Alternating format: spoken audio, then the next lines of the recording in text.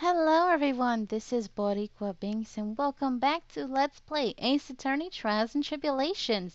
In the last episode, we finally broke down Mr. Armstrong enough that he confessed that he was helping the tiger fake that murder scene just to get the witness, Mr. Kudo, to be a witness. But then we finally got the tiger to come onto the stand, and he uh, he scared the judge and Maya so much they were both hiding. But yeah, Godot was able to handle him pretty well. But now we're gonna be cross-examining the tiger, but we have this stupid penalty system thing going on, so it's gonna be tricky. But I think we can do it. So let's continue on. Okay. Okay, he doesn't know about the murder. He's tied up with business. Spend all my time in the office. Better cash. Took my alibi. Just asked Violetta.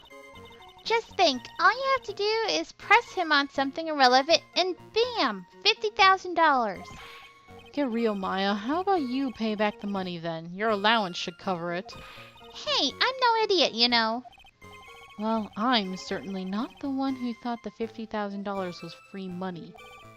Anyway, I need to work this guy without pressing his testimony too hard. But his testimony is pretty solid as it is. I admit nothing jumps out at me as a contradiction, but I've got to find an opening somewhere, or I need to make one. This is a hard one. December last year, spent all my time in the office. Which one, what can I press? You want to check my alibi, just ask Violetta. Maybe I can press this? I'm scared. Violetta, you're talking about the Cadaverini families. Yeah, you don't want to cross them, or you's gonna wind up sleeping with the fishes. Once the Godfather finds out you's been dragging Violetta through the mud, he'll do you in. Sorry, I couldn't quite put it all together towards the end there. He said that just like Viola, didn't he? I get the feeling this might not be the right time to probe him about her. Oh, I see. So we press, and then if we press harder, that's when we'll get a penalty. Let's leave it. It's too dangerous to press things without knowing where they might end up. I'd better just focus on gathering information at the moment. Now then, Mr. Tigre, would you mind repeating your testimony from the beginning, please? My time ain't free, you hear? You's better remember that. If I miss that bus, someone's gonna pay. Ugh. I know about the murder. I was tied with business in December last year. I feel like it's this. Oof, I'm nervous. This penalty system thing. Are you sure about that? We're talking about 1 month away. 1 month ago, you know. You see these teeth? That's how sharp my secretary is. Sharp? Is he talking about Viola Cadaverini? She writes everything in my scheduler. December, mainly in the office. That's what it says, so that's where I was. That seems like a rather, sketchy schedule. There he goes again. What the tiger did all December isn't the issue. What's important is what he was doing in the day of the murder, so now what? I kinda wanna press harder here. Let's do it. Mr. Tigre, what yous want? If you wouldn't mind going into a bit more detail. This is a dead end, Triton, you know it. Remember the rules. No! No, it's essential that we establish the witness's alibi accurately. I agree. The victim was killed on December 3rd. Were you in the office that day too? Maybe yous ain't listening. Of course I was. I never set foot outside. I had meetings all day with a bunch of cats wanting to do business with me. I ain't never seen that young kid before. I do believe the witness's last statement was important. Mr. Godot, if you could please. Mr. Tigre, the court asks you to add that last statement to your testimony. Huh. Don't let an animal beat you. Be a man, Your Honor, and ask him yourself. The day you was talking about, I was in the office too. I never saw that kid before. Well, the kid sure saw you, according to this. There we go. Mr. Tigre, you claim you didn't know Mr. Glen Elg, but it appears that Mr. Elg knew you. What? Mr. Elg left this little note on his calendar. Meet with the tiger. Dated December... Oh, excuse me. Dated December 3rd. December 3rd. That's the day of the murder. So, Mr. Tigre, I submit that you did indeed know one Mr. Glen Elg, because on the very day of the incident, you met with him. Huh? He's tall. How did y'all think he was Phoenix? Not bad. You was actually not bad. Sorry? I was just messing with yous to see how good you were. Did you hear that, Nick? He said you're not bad. That's one compliment I can do without. Plus, he's lying through his teeth. Witness, please remember that you're under oath. Lies will not be tolerated. You's calling me a lie? Is that what you doing? Ruh-roh! Judge. Scooby-Dooby-Doo. What are you? You're a judge now? Alright. So you're saying that your claim to have never seen that kid before is the truth? I said I'm dead serious. You's better believe that's the truth. Ha! Then I'd say that gives me time to enjoy another cup of pure black magic. That is, while you testify for the court again, Mr. Tigre. Oh yes, would you mind indulging the court, witness? I have a feeling he is gonna mind.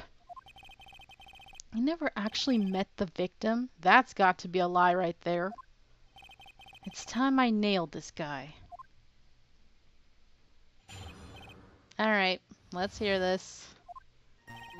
I ain't no liar. I never met Glen Elg. There was some lame guy with that name, though, wanted to borrow cash from me. I set up a meeting with the guy at my office 10 to London. I waited around for him, but he ain't never showed. I ain't never ever been to Tribulations joint. You's here? Liar, liar. I see. That all seems perfectly logical. You had arranged to meet with the victim, but he didn't show up. I've heard it's pretty hard to keep appointments when you're dead. Very well. You may begin your cross-examination, Mr. Wright. Yes, Your Honor. Didn't I tell you I got a big deal going down today? I ain't gonna make my bus now. I'm gonna have to take the express train. That bill's going straight to you. Right. It's like, no, I ain't gonna pay your stupid bill. Alright. I think we still have the penalty system in place, but, I know I never met Glen Elg.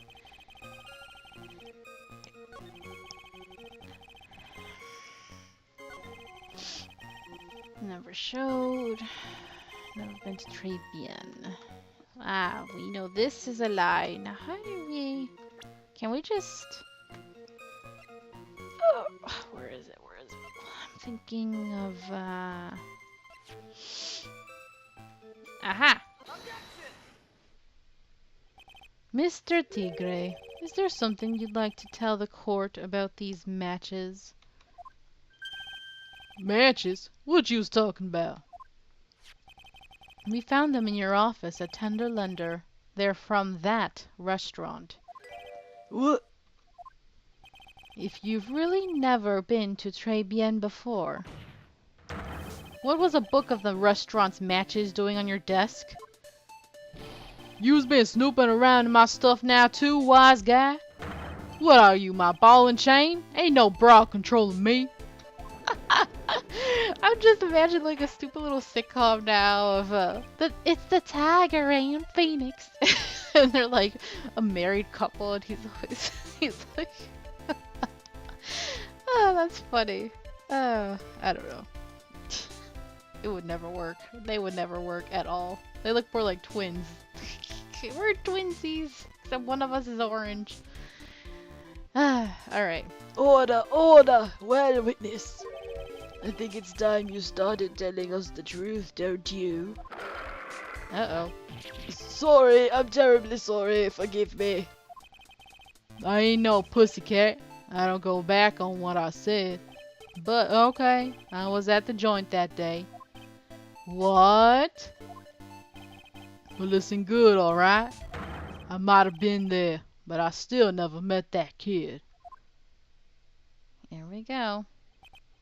Well, well. Looks like an order just came in for another testimony. I'm this close to proving it was him. He did meet Glen Elg that day. And he did put poison in his coffee. He must have. Alright. Très bien. It's like pulling teeth from this guy. It's like one little stupid testimony from another. I was supposed to meet with the kid at the restaurant that afternoon. When I opened the door to the joint, I saw one ugly scene. The guy was laid out over the table, stiff as concrete. I figured if the place wasn't hot already, it was gonna be, so I split. I heard the cops' sirens on my way out, and I went straight back to my office. I see. You didn't actually meet with him in the end, then. Well, Mr. Wright, your cross-examination, please. Yes, Your Honor. Hold it! If I wait around here any longer, I ain't even gonna make the normal express. No more stupid questions. Huh, no problem. Anytime Trite presses you on something irrelevant, I'll see he pays a penalty. Mr. Cadeau, that's my job. Your job is to slam that little hammer of yours and call it a guilty verdict. So do it! Yes, sir. The Special Express ain't cheap, right? Just so yous know since yous paying. Oh man. Doesn't the rule of law mean anything around here? I guess not, Phoenix. I'm sorry. Okay.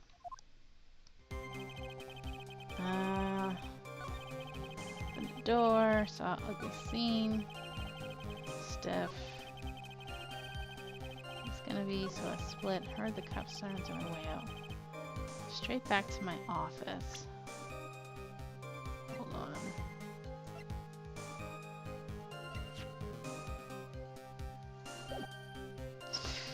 I don't.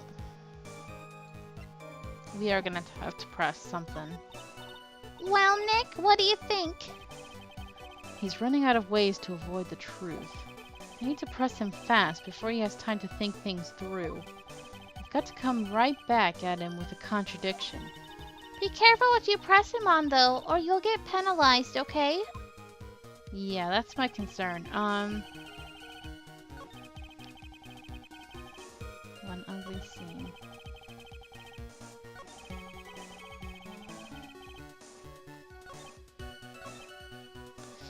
Wait. What am I thinking?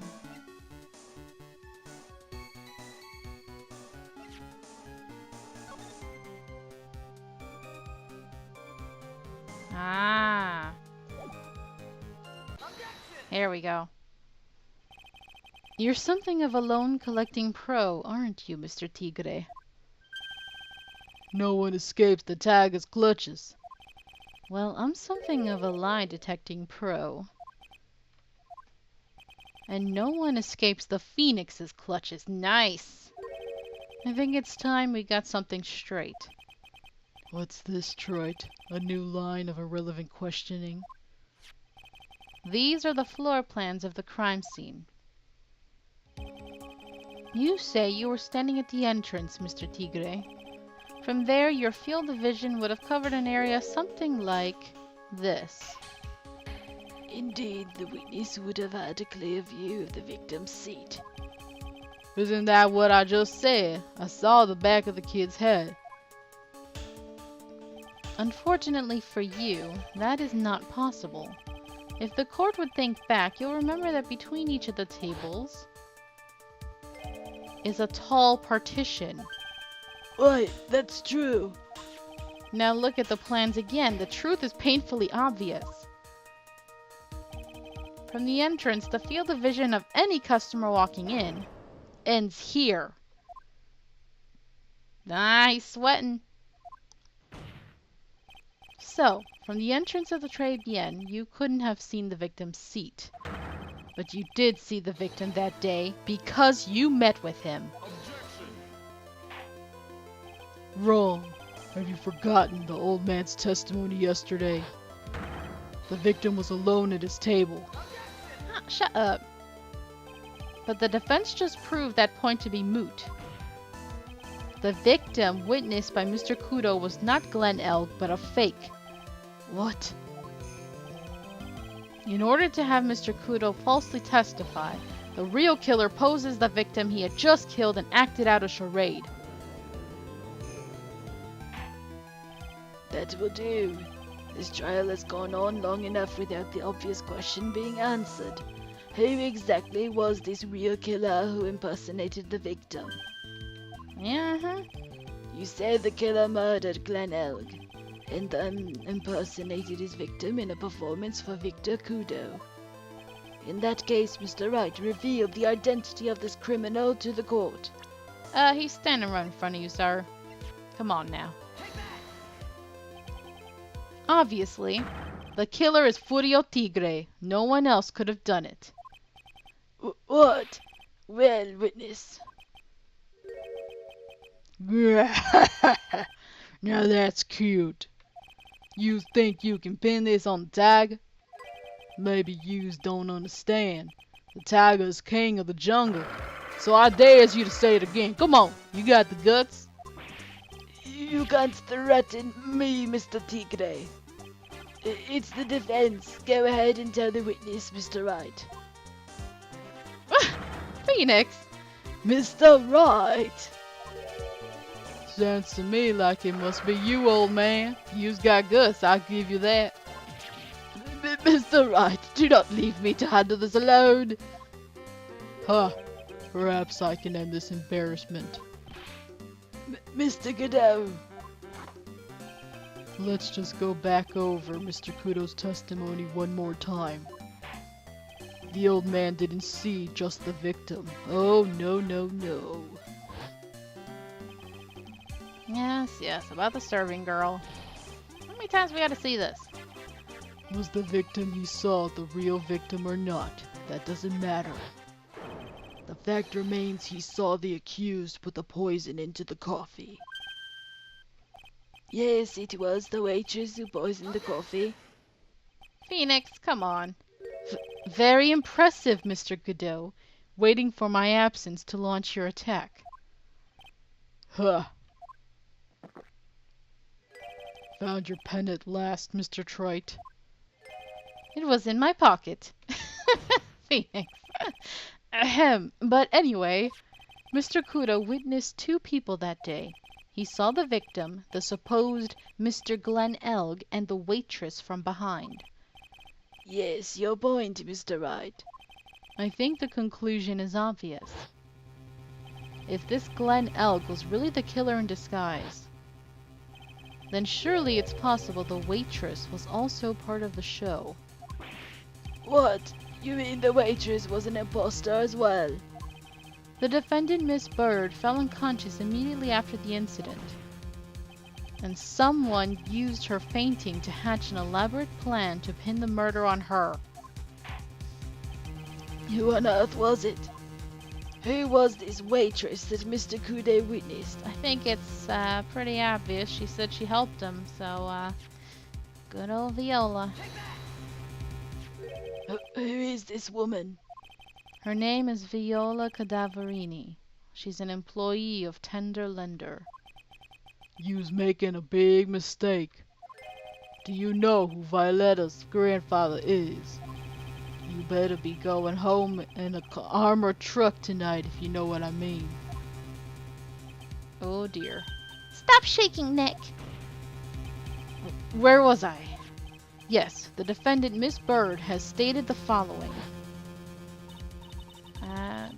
Victims. Sure, there was another customer, but it was a woman.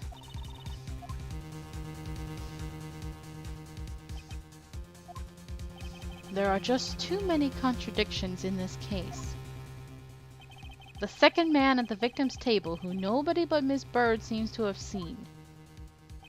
The earpiece worn by the victim in his left ear when that eardrum was ruptured. And the radio show he was supposedly listening to half an hour after it was over. There is only one logical explanation that clears up all of these contradictions. The whole incident took place twice, once for real and once for show.